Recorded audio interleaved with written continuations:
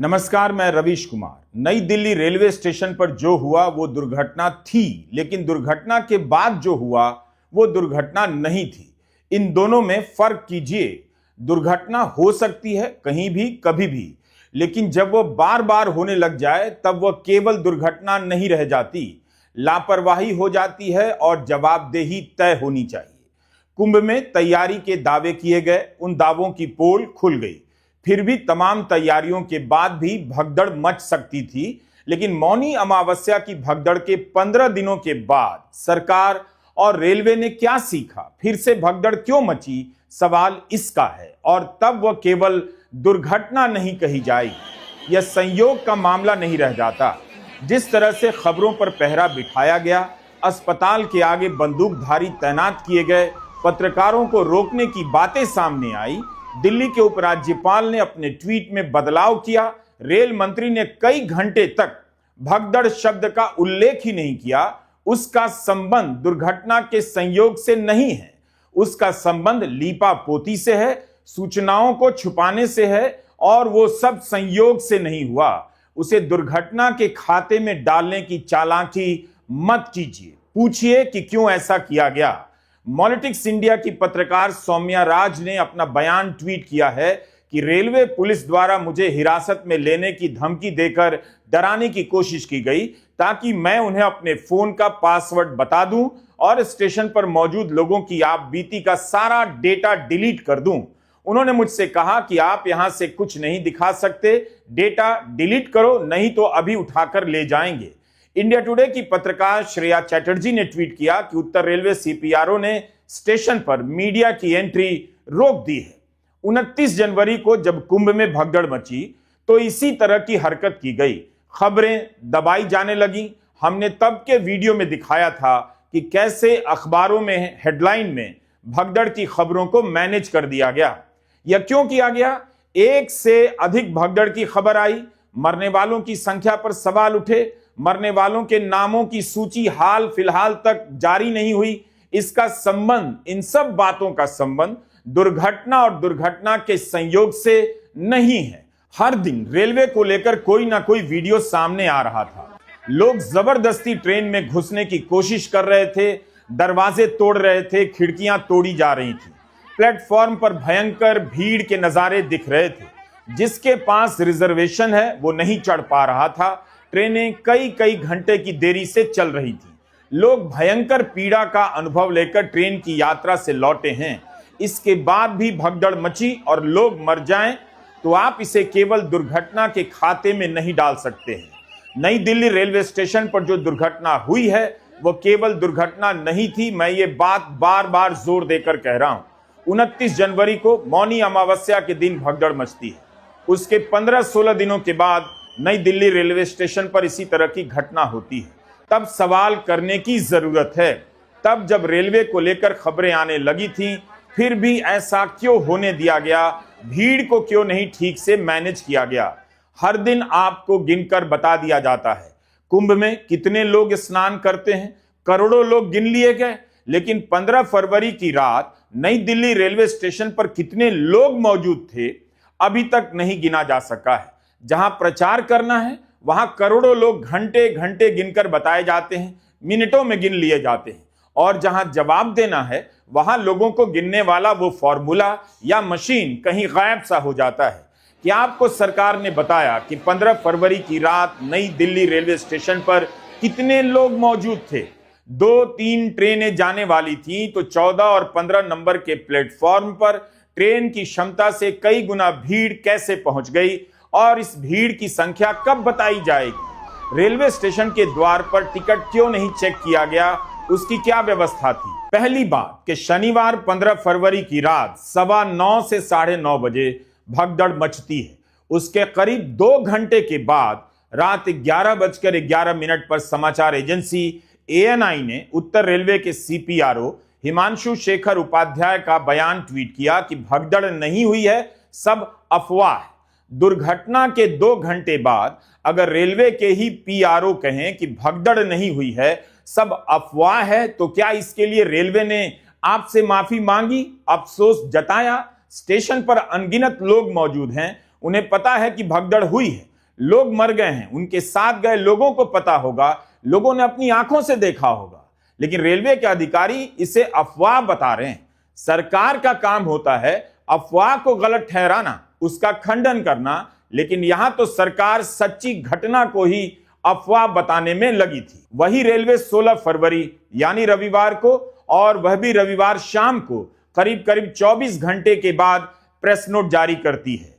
इस press note में railway की तरफ से कहा जाता है कि 9:15 के आसपास घटना हुई। यहां तक कि भगदड़ की अगली सुबह रविवार के दिन दिल्ली के एलएनजेपी अस्पताल के एक कर्मचारी ने एएनआई को बयान दिया कि रात 10 बजे से ही मृतकों को अस्पताल लाया जाने लगा था, लेकिन भगदड़ की रात 11 बजे रेलवे ने बयान दे दिया कि भगदड़ की बात अफवाह है। घटना के 2 घंटे के बाद 11:21 पर समाचार एजेंसी एएनआई रेलवे मंत्रालय का पहला बयान ट्वीट करती है, जिसमें बताया जाता है कि रेलवे पुलिस और दिल्ली पुलिस स्टेशन पर पहुंच गई है, स्थिति काबू में है और घायलों को अस्पताल ले जाया जा चुका है। इस बयान में भी किसी की मौत की कोई जानकारी नहीं दी जाती है। 2-2 घंटे तक मरने वालों की जानकारी नहीं दी जाती है। भगदड़ को अफवाह बताया जाता है। यह नई दिल्ली रेलवे स्टेशन का हाल है। अब आते हैं रेल मंत्री अश्विनी वैष्णव और दिल्ली के उपराज्यपाल वीके सक्सेना के ट्वीट पर। 15 फरवरी को रेल मंत्री अश्विनी वैष्णव का ट्वीट कब आता है? रात के 11:36 पर रेल मंत्री लिखते हैं कि नई दिल्ली रेलवे स्टेशन पर स्थिति अब काबू में है। दिल्ली पुलिस और आरपीएफ पहुंच गई है। घायलों को अस्पताल ले जाया गया है और स्पेशल ट्रेनें चलाकर अचानक आई भीड़ को हटाया जा रहा है। रेल मंत्री भगदड़ शब्द नहीं लिखते हैं, स्टैम्पिड नहीं लिखते हैं, स्थिति लिखते हैं। अब आप बताइए कि क्या नई दिल्ली रेलवे स्टेशन पर लोग स्थिति के कारण मरे या भगदड़ के कारण मरे? क्या रेल मंत्री को भी नहीं पता था कि 9:15 बजे भगदड़ मची है, या वे बताना नहीं चाहते थे? कुछ मिनट के बाद 11:52 पर मंत्री जी फिर से अपडेट देते हैं और बताते हैं कि अचानक आई भीड़ को हटाने के लिए हमने 4 स्पेशल ट्रेनें चलाई, अब भीड़ कम हो गई है। रेल मंत्री के इन बयानों के बाद, इन सब टाइमलाइन को ध्यान से सुनिए, रेल मंत्री के इन बयानों के बाद दिल्ली के उपराज्यपाल विनय सक्सेना 11:55 पर एक ट्वीट कर बैठते हैं और लिख देते हैं कि नई दिल्ली रेलवे स्टेशन पर अव्यवस्था और भगदड़ के कारण एक दुर्भाग्यपूर्ण हादसा हुआ जिसमें लोगों की जानें गईं। मैंने मुख्य सचिव और पुलिस कमिश्नर से बात की है और उनसे स्थिति पर निगरानी रखने के लिए कहा है।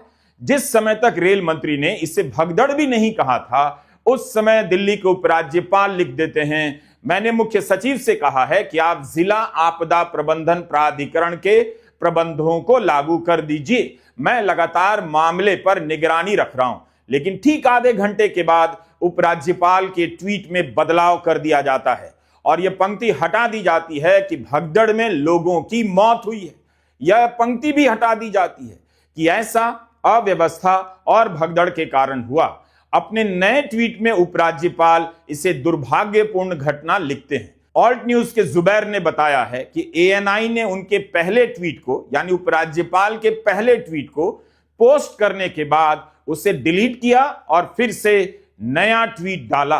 रेल मंत्री भगदड़ नहीं लिखते हैं, स्थिति लिखते हैं। उपराज्यपाल भगदड़ लिखते हैं और फिर भगदड़ शब्द को हटा देते हैं। तो उपराज्यपाल को कौन बता रहा था कि भगदड़ वाली बात अपने ट्वीट से हटा दीजिए? उपराज्यपाल को कैसे पता चला कि नई दिल्ली रेलवे स्टेशन में भगदड़ मची है? जिस वक्त उपराज्यपाल अपना ट्वीट बदल रहे हैं, उसके ठीक पहले रक्षा मंत्री राजनाथ सिंह ट्वीट करते हैं, लिखते हैं कि मैं भगदड़ में लोगों की मौत से व्यथित हूं। भगदड़ शब्द का इस्तेमाल करते हैं। राजनाथ सिंह के इस ट्वीट के बाद 10 मिनट के बाद उपराज्यपाल ने अपने ट्वीट से भगदड़ शब्द को हटा दिया, जिसमें उन्होंने पहले लिखा था भगदड़ में लोगों की मौत हुई है। जबकि रक्षा मंत्री भी अपने ट्वीट में भगदड़ और लोगों के मरने की बात लिखते हैं। राजनाथ सिंह अपना ट्वीट डिलीट नहीं करते, बदलते नहीं, लेकिन उपराज्यपाल अपने ट्वीट को संपादित कर देते हैं, लाइनों में बदलाव कर देते हैं। तो उपराज्यपाल के ऐसा करने को लेकर यही तो समझा जाएगा कि खबर बाहर ना जाए, इसे मैनेज किया जाए। लोग मर गए हैं और यहां खबरों को इतनी तेजी से मैनेज किया जा रहा है, लेकिन सूचनाएं केवल उपराज्यपाल और रेलवे के पीआरओ की जेब में नहीं होती हैं।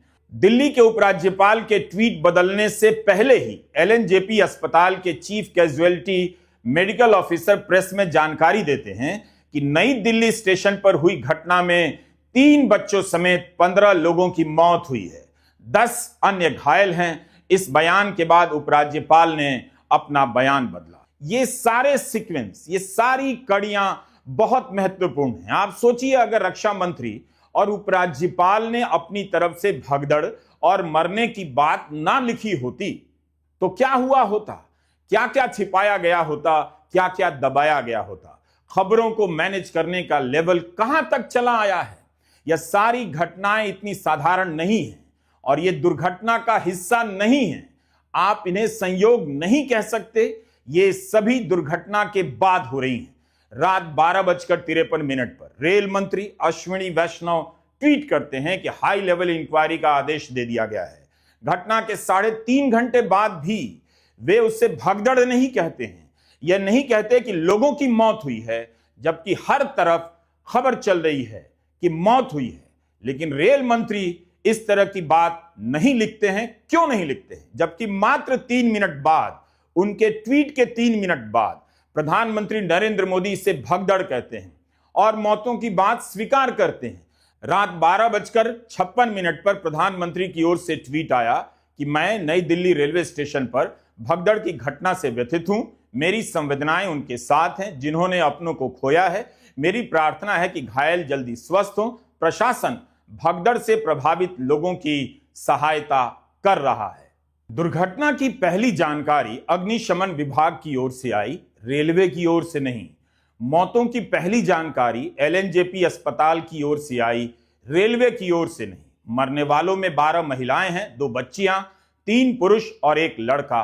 रात 1 बजे के आसपास अश्विनी वैष्णव से करीब 15 मिनट पहले प्रधानमंत्री मोदी ने भगदड़ और मौतों को स्वीकारते हुए ट्वीट कर दिया था। रेल मंत्रालय अगले दिन 16 फरवरी की शाम 6:45 बजे के आसपास प्रेस नोट में भगदड़ का इस्तेमाल करता है।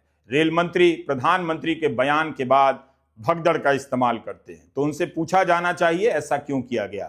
क्या इसलिए उस वक्त रेलवे को बचाया जा रहा था? रेलवे खुद को बचा रही थी, सरकार को बचाया जा रहा था कि भगदड़ कैसे मच गई? अब लोग पूछेंगे, लोग मर गए हैं तो जवाब मांगेंगे। उल्टा रेल मंत्रालय बयान दे रहा है कि भगदड़ जैसी घटना की अफवाह फैली जिस वजह से अफरा तफरी मची। इस बयान में लोगों के मरने की बात नहीं, केवल घायल और बेहोश होने की जानकारी दी जाती है। 15 फरवरी को रात 12:19 पर रेल मंत्रालय का बयान समाचार एजेंसी एएनआई जारी करती है। रेल मंत्रालय लिखता है कि प्लेटफॉर्म 13-14 पर अप्रत्याशित भीड़ थी। भीड़ के कारण कुछ यात्री बेहोश हो गए, जिसके कारण भगदड़ जैसी स्थिति की अफवाह फैल गई। बाद में स्थिति पर नियंत्रण पा लिया गया और भीड़ कम कर दी गई। स्थिति पर नियंत्रण तो पा ही लिया जाता है, अक्सर बाद में पा लिया जाता है। सवाल है कि स्थिति बनी कैसे, अप्रत्याशित भीड़ प्लेटफॉर्म पर पहुंची कैसे, उस अप्रत्याशित भीड़ की संख्या कितनी थी? स्नान करने वालों की संख्या आप करोड़ों में गिनकर बता देते हैं। स्टेशन पर कितने लोग मौजूद थे नहीं बता पाते या बताना नहीं चाहते। 15 फरवरी को लोग मरे हैं और रेलवे 16 फरवरी को शाम 6:45 बजे प्रेस नोट जारी होता है रेलवे की तरफ से, जिसमें भगदड़ की बात कही जाती है और 18 मौतों की बात स्वीकार की जाती है। यह पत्र सूचना कार्यालय पीआईबी की वेबसाइट है, भारत सरकार की एजेंसी है। इसकी वेबसाइट पर रविवार 16 फरवरी को शाम 7:11 पर एक नोटिस डाला जाता है। ध्यान से सुनिए इन बातों को। इस वेबसाइट पर लिखा जाता है कि रेलवे कर्मियों ने प्रत्येक मृतक के परिवार को उनके घर तक पहुंचाया, उनके अंतिम संस्कार में शामिल हुए। इतनी जल्दी अंतिम संस्कार? मरने वालों में बिहार के रहने वाले कुछ लोग भी थे। क्या भगदड़ के 24 घंटे के अंदर ही बिहार ले जाकर उनका अंतिम संस्कार कर दिया गया? क्या सभी के परिजन पहुंच गए थे? क्या सभी इतनी जल्दी अंतिम संस्कार के लिए मान भी गए या उन पर दबाव डाला गया होगा? यह सब सवाल है। पीआईबी की सूचना सरकारी मानी जाती है। इसे पढ़कर कोई भी मान लेगा कि मृतकों के अंतिम संस्कार हो चुके हैं, रेल कर्मी उनमें शामिल हो चुके हैं। लेकिन ऐसा नहीं लगता। समस्तीपुर के इस परिवार के 3 सदस्य मारे गए। विजय शाह और उनकी पत्नी कृष्णा देवी, विजय शाह के भाई मनोज शाह की बेटी सुरुचि की मौत हो गई। इस घर पर जो आपदा आई है उसके लिए कौन जिम्मेदार है? क्या वाकई एक दिन के भीतर रेलवे ने पार्थिव शरीर को समस्तीपुर पहुंचा दिया और उनके अंतिम संस्कार में सभी लोग शामिल भी हो गए? पीआईबी के वेबसाइट पर 16 फरवरी की शाम 7:11 पर लिखा है, रेलवे कर्मियों ने प्रत्येक मृतक के परिवार को उनके घर तक पहुंचाया, उनके अंतिम संस्कार में शामिल हुए। लेकिन हमने चेक किया तो 17 फरवरी की सुबह 10 बजे तक समस्तीपुर के इस परिवार के यहां पार्थिव शरीर नहीं पहुंचा था, जबकि पीआईबी ने लिख दिया है कि पहुंचा दिया गया, अंतिम संस्कार में लोग शामिल हुए। यह सब क्या हो रहा है? क्यों अलग अलग बातें की जा रही हैं? पीड़ित परिवार का कहना है कि इस हादसे के लिए रेल प्रशासन जिम्मेदार है। रेल प्रशासन की तरफ से पूरी तरह लापरवाही बरती गई, जिस कारण स्टेशन पर भगदड़ मची। इधर हादसे की खबर मिलने के बाद स्थानीय राजद विधायक रणविजय साहू पीड़ित परिवार के घर पहुंचे और घटना की जानकारी ली। रणविजय साहू ने इस घटना को लेकर केंद्र सरकार, रेल प्रशासन को जिम्मेदार बताया और रेल प्रशासन से मृतक के परिजनों को मुआवजा देने के अलावा बिहार के मुख्यमंत्री से भी मृतक के आश्रितों को मुआवजा और सरकारी नौकरी देने की मांग की है। पूरी सरकार की लापरवाही है। जिस तरह से कुंभ के नाम पर ट्रेनें चलाई जा रही है, लेकिन कोई सुरक्षित नहीं है। जहीं तहीं ट्रेन को फोड़ा जा रहा है, ट्रेन को तोड़ा जा रहा है, ट्रेन को रोक दिया जा रहा है। जहीं तहीं ट्रेन के डब्बा को फोड़ा जाता है, शीशा को। यात्री जो आपके सुशासन में बैठे हुए हैं, वहाँ जो डबल इंजन की सरकार, चाहे बिहार में हो या यूपी में, कोई केयर करने के लिए नहीं है। सरकार की विफलता, रेल मंत्री को इस्तीफा। दिल्ली जैसे जंक्शन पे अगर इस तरह का बात होता है, उसको सरकार को, रेल मंत्री को इस्तीफा दे देना चाहिए। मोदी जी आप दिल्ली में रह रहे हैं और राष्ट्रपति जी, प्रधानमंत्री जी दिल्ली में रह रहे हैं। दिल्ली जैसे जंक्शन पे अगर इस तरह की घटना हो जाती है तो आम जन कहाँ सुरक्षित रहेगा? कभी सोचे हैं? अब कुंभ के नाम पे सारा आदमी आस्था क्या होता है? मतलब हम लोग, ऐसा नहीं है कि सरकार ट्रेन जो चला रही है वो अपने पैसे से चला रही है। सरकार आम जनता टैक्स भरता है, उसके बदौलत ट्रेन चल रहा है, चाहे कुछ भी हो रहा है। इसका भी सोचिए। लेकिन हम लोग को सुरक्षा चाहिए कि नहीं चाहिए? 100% रेल मंत्री को इस्तीफा दे देना चाहिए। द हिंदू अखबार की मैत्रेयी पुरेचा ने रिपोर्ट किया है कि 16 फरवरी की शाम मृतकों की जानकारी जारी करने से कई घंटे पहले सुबह 4 बजे से ही रेलवे ने मृतकों के परिजनों को 10 लाख मुआवजा देना शुरू कर दिया था। आधिकारिक घोषणा होने से पहले ही यह सब क्यों हुआ? आप देख लीजिए, खबरों की कड़ियों को मिलाते रहिए। मरने वालों की औपचारिक घोषणा नहीं होती है, मुआवजा बढ़ जाता है। 24 घंटे के भीतर अंतिम संस्कार का दावा कर दिया जाता है। दिल्ली में दुर्घटना होती है, आपने टीवी देखा ही होगा, मैंने नहीं देखा, लेकिन आप बताइए कि दिल्ली में इतना मीडिया है, इतने कैमरे हैं, रिपोर्टर हैं, क्या आपने किसी भी मृतक के घर से कोई वीडियो रिपोर्ट देखी थी?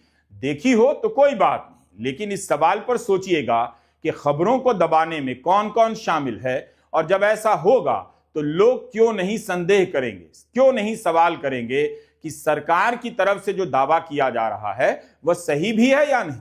इतनी जल्दी 18 मृतकों के अंतिम संस्कार के दावे किए गए। क्या सभी की एक ही परिस्थिति थी? सभी के परिवार और उनके रिश्तेदार वहां मौजूद थे?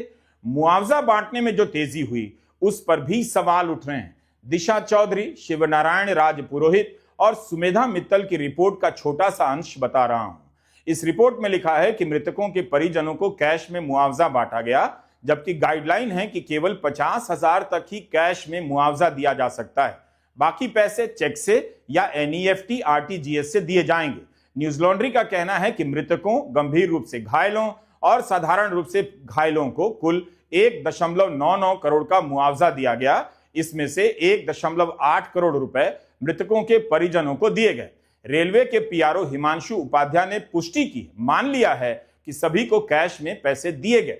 जैसा कि हमने कहा, हम पूरी रिपोर्ट यहां नहीं पढ़ेंगे, यह न्यूज लॉन्ड्री के साथ ठीक नहीं होगा। आप बाकी रिपोर्ट उनकी ही साइट पर जाकर पढ़ें। लेकिन इस रिपोर्ट में दिल्ली के बिजवासन में रहने वाले राजकुमार का बयान छपा है। राजकुमार किराने की दुकान चलाते हैं। उन्होंने कहा कि उनके चाचा प्रभु शाह को 10 लाख कैश में दिए गए। उनकी 24 साल की बेटी बेबी कुमारी की मौत हो गई। यह पैसा लेडी हार्डिंग अस्पताल की मोर्चरी के बाहर रविवार की सुबह 4 बजे दिया गया, जल्दी से जल्दी मामले को बंद करने के लिए। इसमें यह भी लिखा है कि शाह अपनी बेटी का शव लेकर मोतिहारी जा रहे हैं और न्यूज लॉन्ड्री ने वह तस्वीर देखी है जिसमें प्रभु शाह को 10 लाख की राशि कैश में दी जा रही है। कैश में मुआवजा दिया जाता है। उस वक्त इतना कैश कहां से आया होगा? ऑनलाइन पेमेंट की तारीफ करने वाली मोदी सरकार अपनी ही गाइडलाइन के खिलाफ जाकर 50,000 से अधिक की राशि कैश में क्यों बांटती है? घटना के 24 घंटे के भीतर अंतिम संस्कार होने के दावे किए जाते हैं। रेलवे के कर्मियों के मौजूद होने के दावे किए जाते हैं। यह आपके ऊपर है कि आप इसे कैसे देखते हैं। हमारा कहना है दुर्घटना हो सकती है, लेकिन यह सब जो हुआ केवल दुर्घटना नहीं है, भगदड़ मची। आप भगदड़ को अफवाह बता देते हैं, मरने वालों की संख्या देर से बताते हैं, 10-10 लाख मुआवजा कैश में बांट देते हैं। खबरों को मैनेज करने से दुर्घटनाएं मैनेज नहीं होती हैं। दुर्घटनाएं ना हो, भगदड़ ना हो, इसके लिए सरकार को ड्रिल करनी चाहिए थी।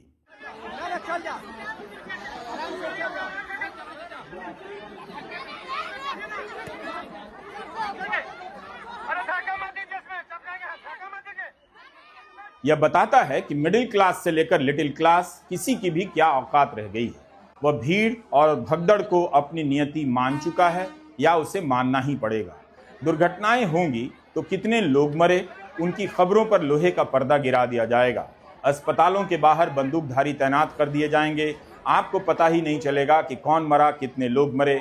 चश्मदीदों ने न्यूज लॉन्ड्री को बताया कि भगदड़ तब हुई जब लोग प्रयागराज जाने वाली ट्रेन के इंतजार में प्लेटफॉर्म पर खड़े थे। ट्रेन 10 बजे आने वाली थी। कुछ लोगों ने बताया कि घोषणा हुई कि ट्रेन का प्लेटफॉर्म बदल गया है। जैसे ही यह घोषणा हुई, स्टेशन पर अफरा तफरी मच गई। समाचार एजेंसी पीटीआई को दिल्ली पुलिस सूत्रों ने बताया कि घोषणा की गई कि प्लेटफॉर्म 16 पर प्रयागराज स्पेशल आने वाली है, जबकि प्रयागराज एक्सप्रेस प्लेटफॉर्म 14 पर पहले से खड़ी थी। इससे इंतजार कर रहे यात्री कंफ्यूज हो गए। उन्हें लगा कि उनकी ट्रेन छूट जाएगी, भाग दौड़ हो गई। लेकिन रेलवे की ओर से उत्तर रेलवे के सीपीआरओ हिमांशु शेखर उपाध्याय ने रविवार को कहा, प्लेटफॉर्म बदलने की कोई घोषणा नहीं हुई थी। सीढ़ियों पर चढ़ रहा एक यात्री फिसलकर अन्य यात्रियों पर गिर गया, जिससे आपाधापी शुरू हुई और भगदड़ मच गई। राष्ट्रीय आपदा प्रबंधन की अपनी एक गाइडलाइन है कि ट्रेन और बस की सूचनाएं अलग अलग लोकेशन पर दी जाएंगी। अखबारों में भी इन्हें छपवाया जाएगा। क्या ऐसा किया गया था? रेलवे स्टेशन के बाहर क्या बड़े बड़े अक्षरों में इसकी सूचना लगवाई गई थी? नई दिल्ली ही नहीं, बाकी स्टेशनों की भी बात कर रहा हूं। रेलवे ने 2 सदस्यों की कमेटी बनाई है जांच के लिए। अलग अलग थ्योरियां भी चल रही हैं। रेलवे के प्रवक्ता कह रहे हैं सीढ़ियों पर चढ़ रहा एक यात्री फिसल गया और भगदड़ मची। रेलवे की घोषणा को लेकर भी बात हो रही है, प्लेटफॉर्म बदलने की भी बात हो रही है। अब जब सूचनाओं पर इतना पहरा लगा हो तो उम्मीद कर सकते हैं कि जांच सही होगी। आप उम्मीद के अलावा और कर भी क्या सकते हैं? वो लोग बहुत भोले हैं या फिर शातिर हैं जो आबादी का सवाल लेकर चले आए हैं कि इतनी आबादी बढ़ गई है, अब तो ये सब होना ही है। अभी तो आप 40 करोड़ 50 करोड़ की संख्या बताकर वाहवाही लूट रहे थे कि कुंभ में इतने लोगों ने स्नान किया, तब तो आबादी समस्या नहीं है। उसी आबादी के कारण आप 40-50 करोड़ के स्नान का क्रेडिट लिए जा रहे हैं। और जब लोग भगदड़ में मारे जाते हैं तो आप आबादी को समस्या बताकर दुर्घटना पर पर्दा डालते हैं और सरकार को जवाबदेही से बचाते हैं। भगदड़ है या नहीं, कितने लोग मरे, कैश में मुआवजा क्यों दिया गया, इन सवालों पर बात नहीं करते। आबादी के नाम पर सरकार की हर लापरवाही पर पर्दा डालने का खेल बहुत खतरनाक है और वाहियात है। रेल मंत्री को बताना चाहिए कि मौनी अमावस्या की भगदड़ के बाद दूसरी बार ऐसी घटना क्यों हुई। क्या दूसरी घटना को भी संयोग मान लिया जाए, आबादी के कारण मान लिया जाए? फिर तो सरकार को कुछ करने की जरूरत ही नहीं। मोदी सरकार की कुछ मामलों में किस्मत बहुत अच्छी है। उसकी तरफदारी और बचाव में दिन रात खड़ा रहने वाला मीडिया है और समर्थकों की ऐसी बेशर्म फौज है जो अपनों की ही मौत पर पर्दा डाल सकती है। मरने वाला समाजवादी या कांग्रेसी नहीं था, गैर मजहबी भी नहीं था, फिर भी लोग चुप हैं। एक ऐसी भीड़ बना दी गई है जो दूसरों पर धावा तो बोल देती है, लेकिन अपनों के मारे जाने पर आबादी आबादी करने लग जाती है।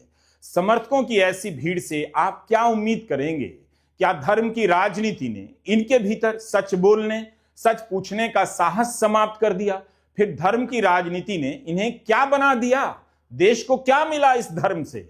या तो राजनीति में धर्म का सबसे बुरा असर है कि आदमी अपनों की ही मौत पर चुप हो जाए यह तो हर तरह से अधर्म है। मैं फिर से कहता हूं कि दुर्घटना कभी भी कहीं भी हो सकती है, लेकिन इसका मतलब यह नहीं कि दुर्घटनाएं होती रहें। जो सरकार 80 करोड़ लोगों को मुफ्त राशन देते वक्त यह नहीं कहती कि आबादी की समस्या है, जो सरकार स्नान करने वाले लोगों को 40 से 50 करोड़ लोगों को गिनते वक्त नहीं कहती कि आबादी समस्या है, कैसे गिना नहीं जा रहा है। लोगों के मर जाने पर उस सरकार के समर्थक आबादी को समस्या बताते हैं, तो आपको समझ लेना चाहिए कि समस्या दरअसल कहां है। अब आदमी मारा जाएगा तो उसे आबादी की समस्या बता दिया जाएगा। नमस्कार, मैं रवीश कुमार।